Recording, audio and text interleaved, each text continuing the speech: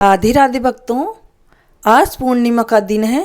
शास्त्रों में बताया गया है कि सत्यनारायण व्रत कथा का पाठ करने से व्यक्ति को 1000 यज्ञ करने के बराबर पुण्य फल की प्राप्ति होती है।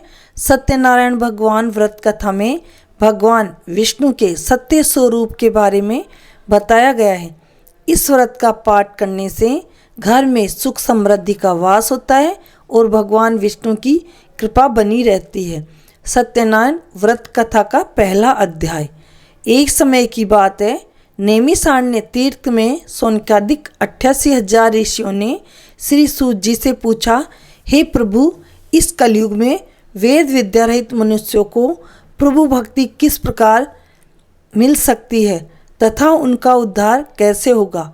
हे मुनि श्रेष्ठ, कोई ऐसा तप बताइए जिससे थोड़े समय में ही पुण्य फल प्राप्त हो सके और मनवांछित फल मिले। इस प्रकार की कथा सुनने की हमारी इच्छा है। सर्वशास्त्र ज्ञाता सूत जी बोले, हे वैष्णव में पूज्य, आप सभी ने प्राणियों के हित की बात पूछी है, इसलिए मैं एक ऐसे श्रेष्ठ व्रत को आप लोगों से बताऊंगा जिसे नारद जी ने लक्ष्मी नारायण जी से पूछा था और श्री लक्ष्मीपति ने मुनि श्रेष्ठ नारद से कहा था। आप सब इसे ध्यान से सुनिए। एक समय की बात है, योगीराज जी नारद जी दूसरों के हित की इच्छा के लिए अनेक लोकों में घूमते हुए मृत्युलोक में आ पहुँचे। यहाँ उन्होंने अनेक योनियों में जन्मे हुए प्राय सभी मनुष्यों को अपने अपने कर्मों के द्वारा अनेकों दुखी से पीड़ित देखकर उनका दुख देखकर नारद सोचने लगे कि कैसा यत्न किया जाए जिसके करने से निश्चय रूप से मानव के दुखों का अंत हो सके। इसी विचार पर मनन करते हुए वह विष्णु लोक में गए। वहाँ वह देवों के ईश नारायण की स्तुति करने लगे, जिनके हाथों में शंख चक्र गदा और पद्म थे, गले में वनमाला पहने हुए थे। स्तुति करते हुए नारद जी बोले, हे भगवान, आप अत्यंत शक्ति से संपन्न हैं, मन तथा वाणी भी आपको नहीं पा सकती है। आपका आदि मध्य तथा अंत नहीं है। निर्गुण स्वरूप सृष्टि के कारण भक्तों के दुखों को दूर करने वाले हैं। आपको मेरा नमस्कार है। नारद जी की स्तुति सुन विष्णु भगवान बोले, हे मुनि श्रेष्ठ, आपके मन में क्या है, क्या बात है, आप किस काम के लिए पधारे हैं, उसे निसंकोच होके कहो। इस पर नारद मुनि बोले कि मृत्युलोक में अनेक योनियों में जन्मे हुए मनुष्य अपने कर्मों के द्वारा अनेकों दुख से दुखी हो रहे हैं। हे नाथ, आप मुझ पर दया रखते हैं तो बताइए कि वो मनुष्य थोड़े प्रयास से ही अपने दुखों से कैसे छुटकारा पा सकते हैं। श्री हरि बोले, हे नारद, मनुष्यों की भलाई के लिए तुमने बहुत अच्छी बात पूछी है, जिसके करने से मनुष्य मोह से छूट जाता है। वह बात मैं कहता हूँ, उसे सुनो। स्वर्गलोक में मृत्युलोक दोनों में एक दुर्लभ उत्तम व्रत है जो पुण्य देने वाला है। आज प्रेम वश होकर मैं उसे तुमसे कहता हूँ। श्री सत्यनारायण भगवान का यह व्रत अच्छी तरह विधान पूर्वक करके मनुष्य तुरंत ही यहाँ सुख भोग कर मरने पर मोक्ष को प्राप्त होता है। श्री हरि के वचन सुनकर नारद जी बोले कि उस व्रत का क्या फल है, क्या विधान है, यह व्रत किसने किया था, इस व्रत को किस दिन करना चाहिए, सभी कुछ विस्तार से बताइए। नारद की बात सुनकर श्री हरि विष्णु बोले, दुख शोक को दूर करने वाला, यह सभी स्थानों पर विजय दिलाने वाला, मानव को भक्ति व श्रद्धा के साथ शाम को श्री सत्यनारायण की पूजा धर्मपरायण होकर ब्राह्मणों व बंधुओं के साथ करनी चाहिए। भक्ति भाव से ही नैवेद्य, केले का फल, घी, दूध और गेहूं का आटा सवाया ले। गेहूं के स्थान पर मेसाठी का आटा, शक्कर तथा गुड़ लेकर वह सभी भक्षण योग्य पदार्थों को मिलाकर भगवान का भोग लगाएं। ब्राह्मणों सहित बंधु बांधवों को भी भोजन कराएं। उसके बाद स्वयं भोजन करें।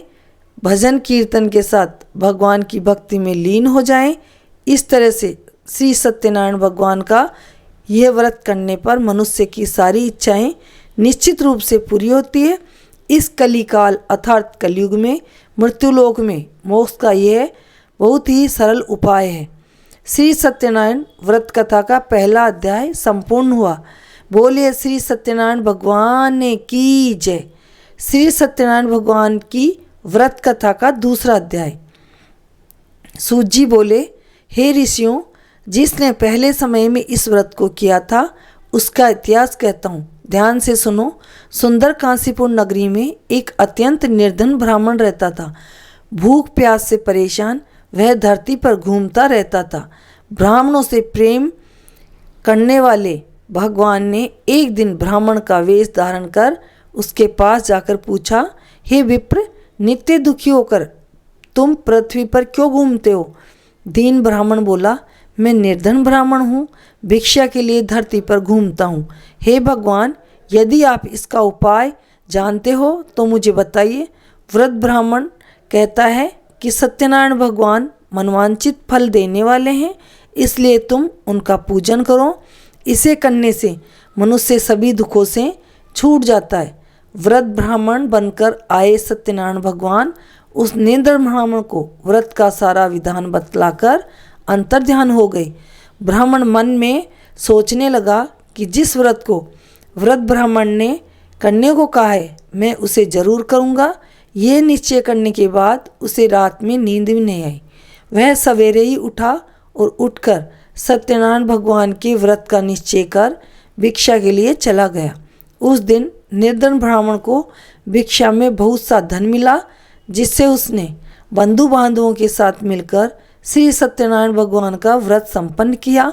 भगवान सत्यनारायण का व्रत संपन्न करने के बाद वह निर्धन ब्राह्मण सभी दुखों से छूट गया और अनेक प्रकार की संपत्तियों से युक्त हुआ।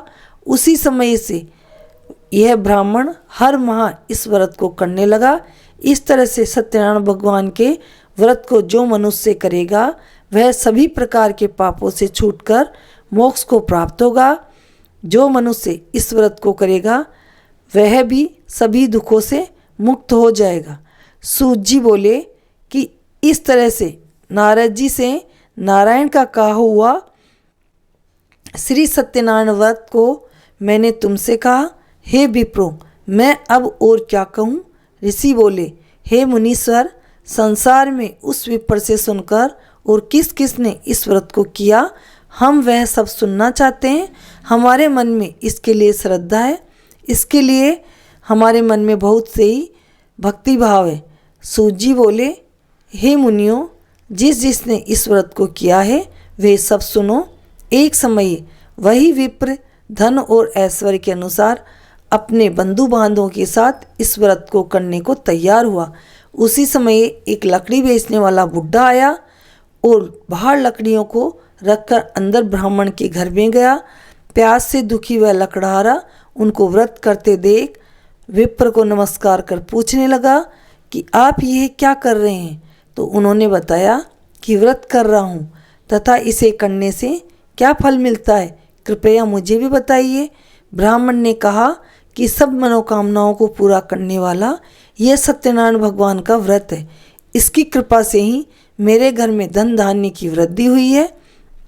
विप्र से सत्यनारायण व्रत का सारी जानकारी लेकर लकड़हारा बहुत प्रसन्न हुआ। चन्नामृत लेकर वह प्रसाद खाने के बाद वह अपने घर को गया। लकड़हारे ने अपने मन में संकल्प किया कि आज लकड़ी बेचने से जो धन मुझे मिलेगा उसी से श्री सत्यनारायण भगवान का उत्तम व्रत करूँगा। मन में इस विचार को ले बुढ़ा आदमी सिर पर लकड़ियाँ रखकर उस नगर में बेचने गया जहाँ धनी लोग रहते थे। उस नगर में उसे अपनी लकड़ियों का दाम पहले दिनों से 4 गुना ज़्यादा मिला। बुढ़ा प्रसन्नता के साथ दाम लेकर केले, शक्कर, घी, दूध, दही, गेहूं का आटा ले और श्री सत्यनारायण भगवान के व्रत की अन्य सामग्रियां लेकर अपने घर गया। वहाँ उसने अपने बंधु बांधवों को बुलाकर विधि विधान से सत्यनारायण भगवान का पूजन और व्रत किया। इस व्रत के प्रभाव से वह बुढ़ा लकड़हारा धन पुत्र आदि से युक्त होकर संसार के समस्त सुख भोग कर अंत काल में वैकुंठ धाम को चला गया। श्री सत्यनारायण व्रत कथा का दूसरा अध्याय संपूर्ण। बोले श्री सत्यनारायण भगवान ने की जय। श्री सत्यनारायण भगवान की व्रत कथा का तीसरा अध्याय। सूत जी बोले, हे श्रेष्ठ मुनियों, अब आगे की कथा कहता हूँ। पहले समय में उल्कामुख नाम का एक बुद्धिमान राजा था। वह सत्यवक्ता और जितेंद्रिय था। प्रतिदिन देव इष्टाओं पर जाता और निर्धनों को धन देकर उनके कष्ट दूर किया करता था। उसकी पत्नी कमल के समान मुख वाली तथा सती साध्वी थी। भद्रशिला नदी के तट पर उन दोनों ने श्री सत्यनारायण भगवान का व्रत किया। उसी समय एक साधु नाम का वेश्य वहां आया। उसके पास व्यापार के लिए बहुत सा धन था।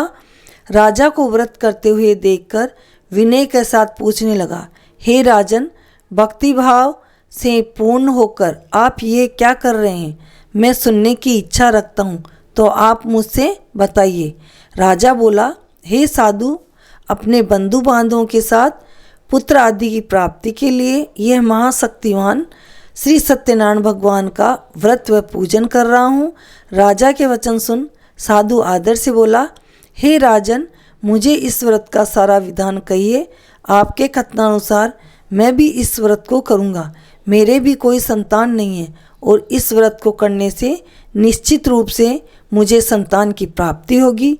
राजा से व्रत का सारा विधान सुन व्यापार से निवृत्त हो वह अपने घर को गया।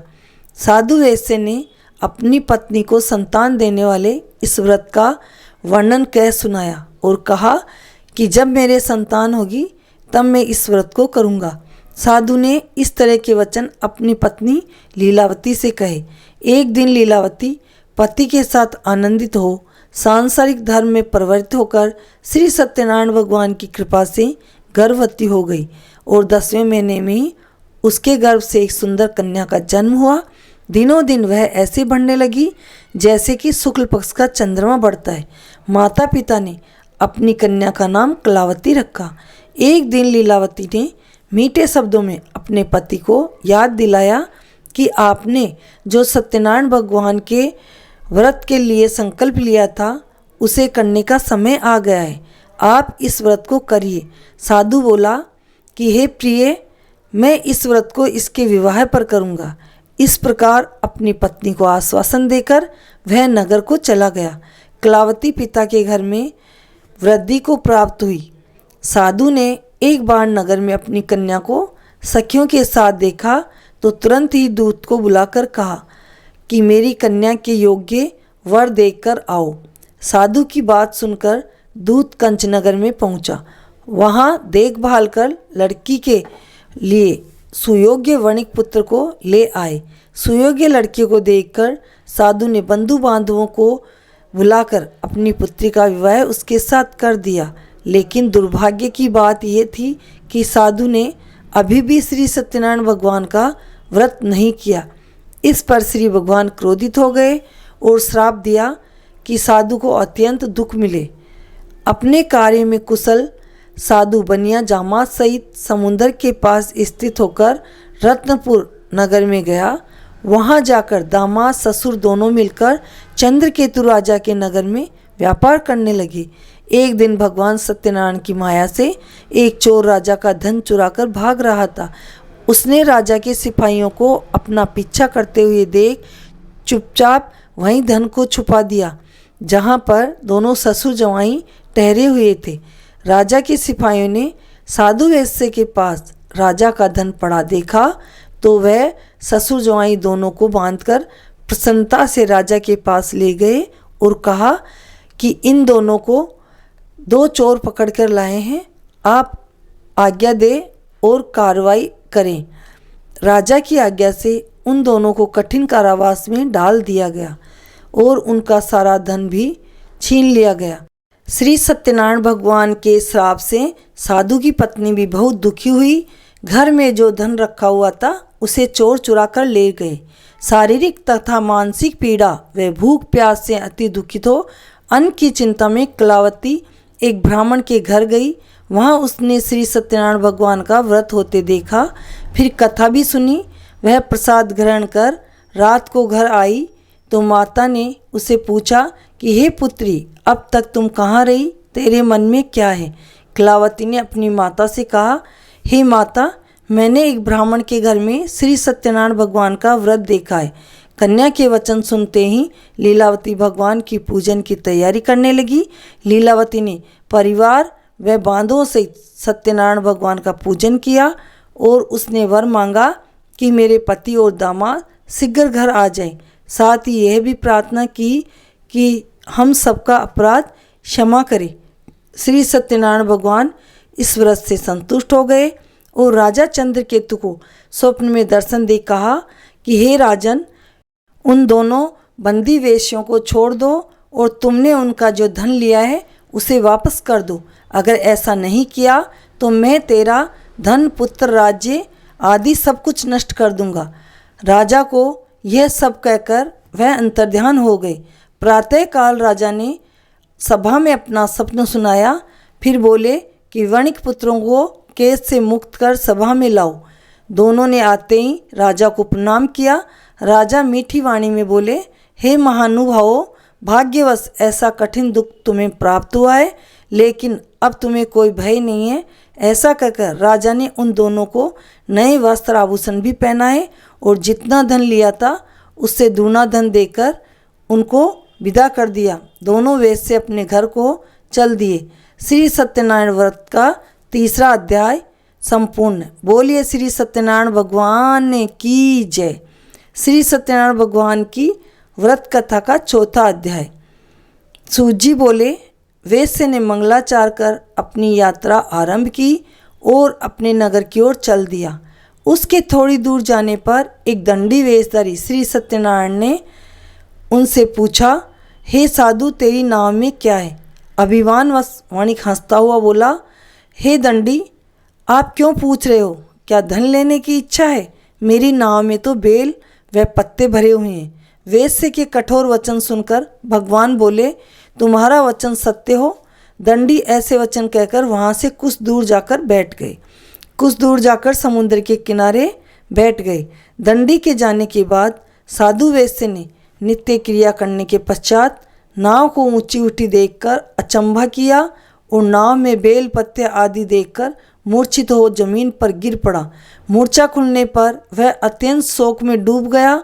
तब उसका दामाद बोला कि आप शोक न करें, यह दंडी का शाप है, इसलिए हमें उनकी शरण में जाना चाहिए, तभी हमारी मनोकामना पूरी होगी। दामाद की बात सुनकर वह दंडी के पास पहुंचा और अत्यंत भक्ति भाव से नमस्कार करके बोला, मैंने आपसे जो जो असत्य वचन कहे हैं उनके लिए मुझे क्षमा कर दें। ऐसा कहकर महान शोकातुर होने लगा। तब दंडी भगवान बोले, हे वणिक पुत्र, तू मेरी पूजा से विमुख हुआ है और मेरी आज्ञा से तुझे बार बार दुख प्राप्त हुआ है। तू मेरी पूजा से हमेशा विमुख हुआ है।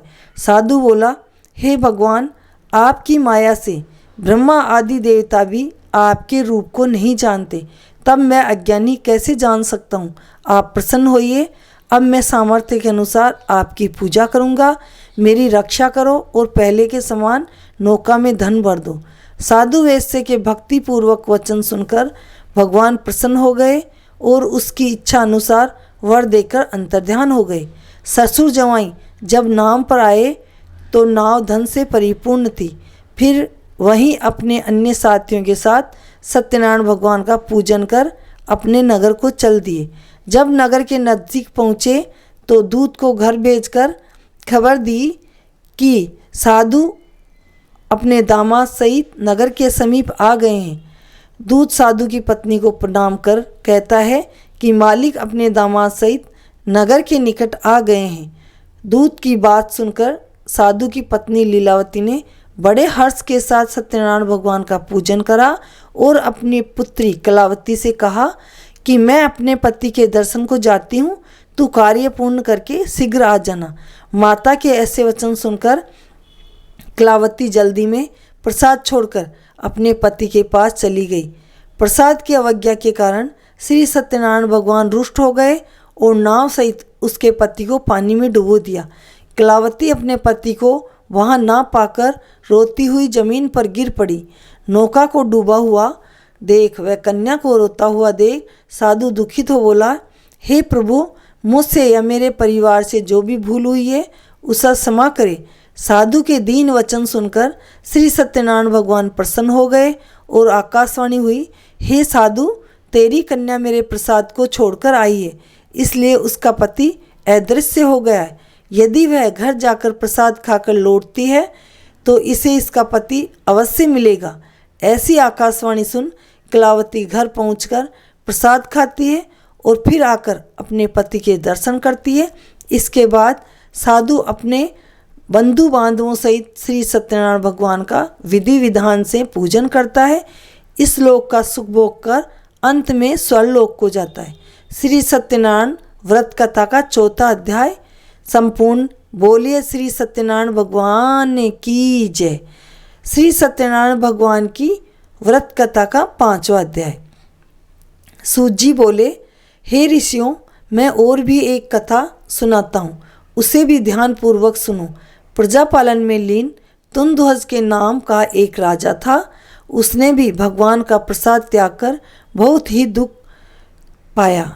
एक बार वन में जाकर वन्य पशुओं को मारकर वह बड़ के पेड़ के नीचे आया। वहाँ उसने ग्वालों को भक्ति भाव से अपने बंधुओं सहित सत्यनारायण भगवान का पूजन करते देखा। अभिमानवश राजा ने उन्हें देखकर भी पूजा स्थान में नहीं गया और ना ही उसने भगवान को नमस्कार किया। ग्वालों ने राजा को प्रसाद दिया, लेकिन उसने वह प्रसाद नहीं खाया और प्रसाद को वहीं छोड़कर अपने नगर को चला गया। जब वह नगर में पहुंचा तो वहाँ सब कुछ तहस नहस हुआ पाया, तो वह शीघ्र ही समझ गया कि यह सब भगवान ने ही किया है। वह दोबारा ग्वालों के पास पहुंचा और विधि पूर्वक पूजा करके प्रसाद खाया तो श्री सत्यनारायण भगवान की कृपा से सब कुछ पहले जैसा हो गया। दीर्घ काल तक सुख भोगने के बाद मरण उपरांत उसे स्वर्ग की प्राप्ति हुई। जो मनुष्य परम दुर्लभ इस व्रत को करेगा तो भगवान सत्यनारायण की अनुकंपा से उसे धन धान्य की प्राप्ति होगी। निर्धन धनी हो जाता है और भय मुक्त होकर जीवन जीता है। संतानहीन मनुष्यों को संतान का सुख मिलता है और सारे मनोरथ पूर्ण होकर अंत में वैकुंठ धाम को चला जाता है। सूत जी बोले, जिन्होंने पहले इस व्रत को किया है, अब उनके दूसरे जन्म की कथा कहता हूँ। व्रत शांतनु ब्राह्मण ने सुदामा का जन्म लेकर मोक्ष की प्राप्ति की। लकड़हारे ने अगले जन्म में निषाद बनकर मोक्ष प्राप्त किया। उल्कामुख नाम का राजा दशरथ होकर बैकुंठ को गए। साधु नाम के वेश्य ने मोर ध्वज बनकर अपने पुत्र को आरे से चीरकर मोक्ष को प्राप्त किया। महाराज तुंदध्वज ने स्वयंभू होकर भगवान के भक्ति युक्त कर्म करके मोक्ष को प्राप्त किया। श्री सत्यनारायण व्रत कथा का 5वां अध्याय संपूर्ण हुआ। बोलिए श्री सत्यनारायण भगवान की जय। भक्तों, ये थी श्री सत्यनारायण भगवान की कथा की संपूर्ण जानकारी। आपको ये कथा कैसी लगी कमेंट में ज़रूर बताएं। चैनल को सब्सक्राइब नहीं किया हो तो सब्सक्राइब कर दें, ताकि हम आपके लिए ऐसी कथाएं लाते रहें और आप इन कथाओं का आनंद लेते रहें। इसके लिए आपको चैनल को सब्सक्राइब करना ज़रूरी है, क्योंकि जब आप सब्सक्राइब कर लोगे तो सबसे पहले कथाएं आपके पास पहुंचेगी और आप इन कथाओं का लाभ उठा सकते हैं। राधे राधे, जय श्री कृष्णा। बोलो श्री सत्यनारायण भगवान की जय।